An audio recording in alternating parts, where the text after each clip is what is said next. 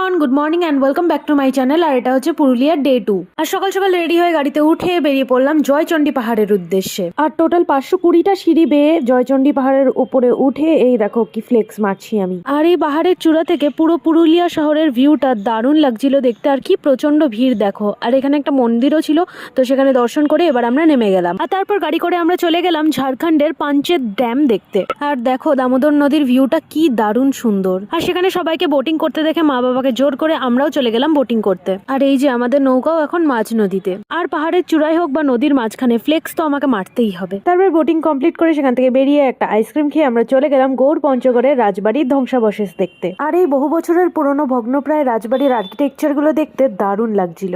আর তারপর আমরা সেখান থেকে চলে গেলাম বারন্তি ড্যামে সানসেট দেখতে। আর সানসেটের এই অসম্ভব সুন্দর মুহূর্তটা ফোনে ক্যাপচার করে আমরা বেরিয়ে পড়লাম আমাদের হোটেলের উদ্দেশ্যে। তো ভিডিওটা আজকে এই অবধি রাখছি, দেখা হবে পরের ভিডিওতে। টাটা।